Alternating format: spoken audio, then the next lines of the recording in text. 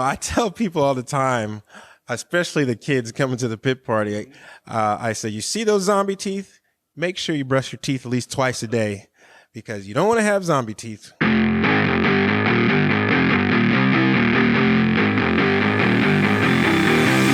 Bari Musawwir joining us here in the Freak Nation, driving the zombie Monster Jam truck. And Bari, every time we have you in here, we can't get out of the interview without talking about Cleveland. Right. You're rolling to Arizona. You got sunshine 24/7. I think you're just going to stay the hell away from Ohio now, aren't you?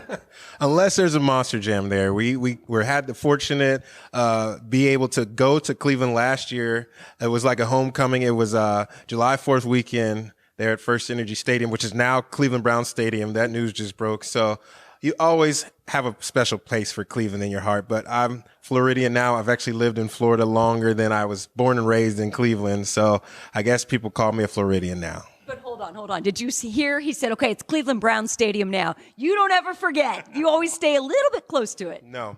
You got to be connected with the Cleveland Browns. If they shame you if you don't say that you're a Cleveland Browns fan, even though they might make it hard at times, I still have love for the Cleveland Browns no matter what.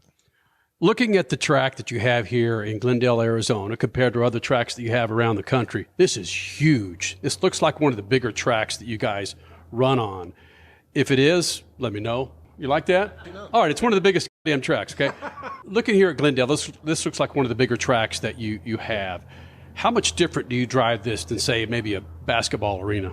Oh, and it's a huge difference. When you're talking about an arena versus a stadium, it's a gigantic difference. In an arena, you really have to be in a rhythm because you really only have one center pod obstacle, and you have to get in a rhythm to turn the truck around fast and not jump too far because you don't want to jump out of bounds. So you want to make sure you have that truck under control, but I call it controlled chaos. Here, you just let it hang wide open. I mean, we've got a huge playground here at State Farm Stadium.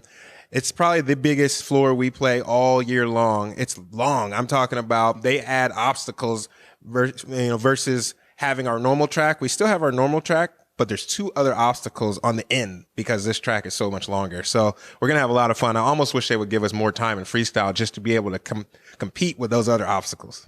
What that reminded me of is like Formula One, you can't be thinking about that turn coming up. You're thinking about after that turn and the next turn that's coming up because it happens so fast.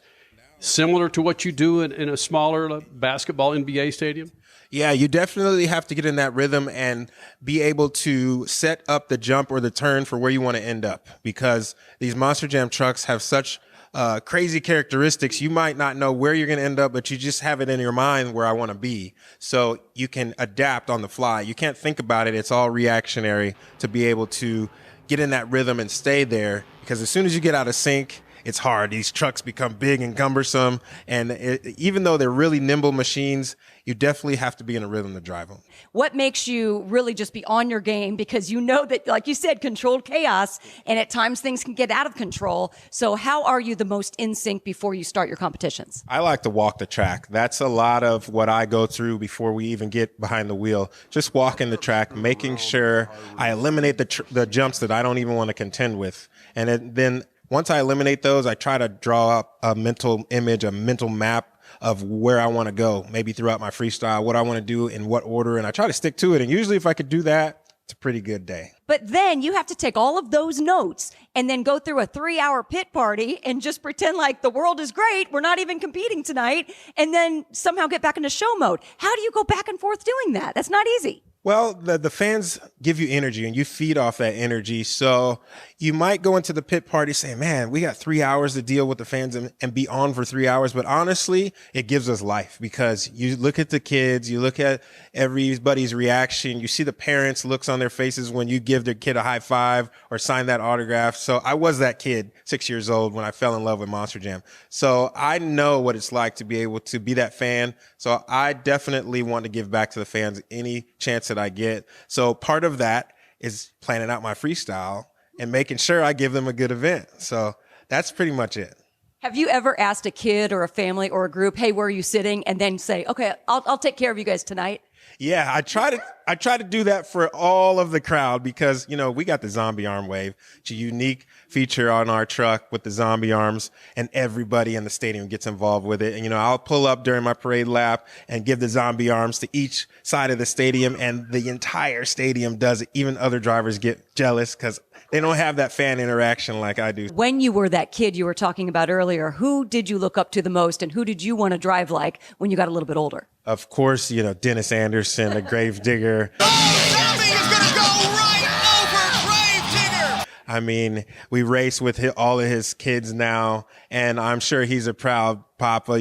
Dennis Anderson, he gave us my shot. We hosted an RC event at his Digger's Dungeon property in 2006. That's how I got noticed. So he's very much an integral part of my success, being able to be discovered. So, of course, being able to have that opportunity by one of your idols, I can't thank him enough. I'm told that the number one Monster Jam truck driver you want to beat is Cynthia Gauthier. Is that true, that you want to beat the heck out of her on the track every time? Every time, no matter what. She's not even looking. Turn the camera on. It's fine. She's not even looking. Yeah, see, that just fuels the fire because you can say her name and she doesn't even pay attention to you. So it's all good. I love beating every competitor out there. It's always fun to win. It's always fun to have a good time with our Monster Jam fans, and it's going to be no different here at State Farm Stadium in Glendale, Arizona. But the real, true, big-time beatdown, you want to put us on Max D and the Diggers, correct? I mean, everybody's tough. Everybody's... Come on, that's so... You running for office, Mari? No, listen. Everybody is tough out here. The level of competition nowadays in modern day Monster Jam is through the roof. You could come out there and get spanked by anybody on any given night. So it doesn't matter who you're lining up against. You want to beat them fair and square. How does it work out with you guys when it comes to driving certain trucks? They think, Bari, you look like a zombie driver. Was that what the... Yeah, they said, man. No, I tell people all the time, especially the kids coming to the pit party, I say, you see those zombie teeth? Make sure you brush your teeth at least twice a day because you don't want to have zombie teeth, and they love it. The parents especially love it. So I definitely get behind it. I was a little apprehensive at first when I started Zombie, which was 8 years ago, believe it or not now. And I didn't know how I was going to make it my own. But now with the event of the Zombie Arms, man, I love it. It's kind of like, I don't know if I could drive another truck and still not do my routine of doing the zombie arms. I had to catch myself, saying. So it's going to be fun no matter what identity you drive. You have to make it your own and think outside the box.